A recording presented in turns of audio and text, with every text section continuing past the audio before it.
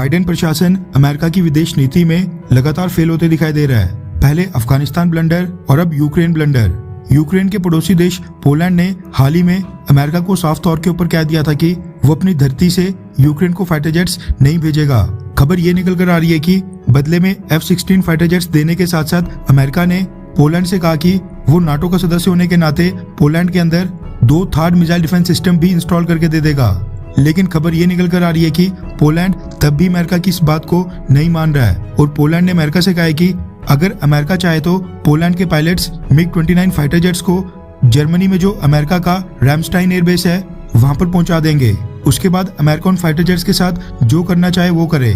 America अगर चाहता है तो वो जर्मनी के उस एयरबेस से ही यूक्रेन के लिए फाइटर जेट्स भेज दे।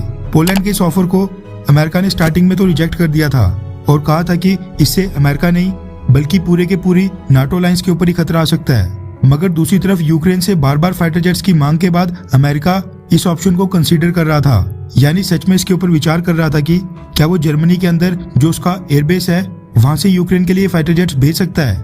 लेकिन पिछले कल देर शाम को अमेरिका की इन उम्मीदों के ऊपर पानी फेर दिया है जर्मनी ने। रेफरेंस के लिए आपकी स्क्रीन के ऊपर जर्मन न्यूज जाइंट डॉइचे वेले न्यूज के आर्टिकल का स्क्रीनशॉट है, जिसके मुताबिक जर्मन चांसलर ओलाफ शोल्ज ने अमेरिका को साफ तौर पर कह दिया है कि यूक्रेन को फाइटर जेट्स भेजने के लिए जर्मनी अपनी धरती का इस्तेमाल नहीं करने देगा और जो पोलैंड के ऑफर के बाद यूक्रेन को फाइटर जेट्स भेजने के लिए जर्मनी के अंदर स्थित अमेरिकन एयरबेस का इस्तेमाल करने के प्रपोजल के ऊपर विचार किया जा रहा है, जर्मनी उसके खिलाफ है। ओलाफ शोल्ज ने कहा है कि हमने यूक्रेन की फाइनेंशियल यानी आर्थिक तौर के ऊपर मदद की, यूक्रेन को ह्यूमैनिटेरियन एड भेजी, कुछ हथियार भी भेजे। इसके अलावा अब आगे हमें बहुत ही सोच समझ कर चलना होगा और यूक्रेन को फाइटर जेट्स भेजने का ऑप्शन उनमें से बिल्कुल नहीं है। यानी जर्मनी ने भी ये चीज पब्लिकली बोल दी है कि बेशक उसकी टेरिटरी के ऊपर एयरबेस अमेरिका का है, उस एयरबेस को अमेरिका ऑपरेट करता है, लेकिन जर्मनी अमेरिका को वहां से यूक्रेन को फाइटर जेट्स नहीं भेजने देगा। रशिया ने साफ धमकी दी थी कि यूक्रेन की मदद के लिए फाइटर जेट्स जो मर्जी देश भेजे, लेकिन जिस भी देश की एयरफील्ड से वो जेट्स आए रशिया उस देश को युद्ध में डायरेक्ट रूप से शामिल मानेगा।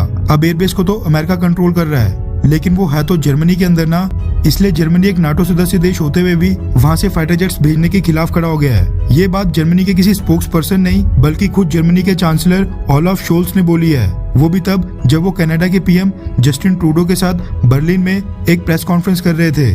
आप सोचिए कि एक नाटो देश के ऊपर हमला होने का मतलब है 30 नाटो देश एक साथ उसकी तरफ से लड़ने के लिए आ जाएंगे, उसको डिफेंड करने के लिए आ जाएंगे। लेकिन इसके बावजूद एक भी नाटो देश रशिया से पंगा लेने के मूड में बिल्कुल नहीं है।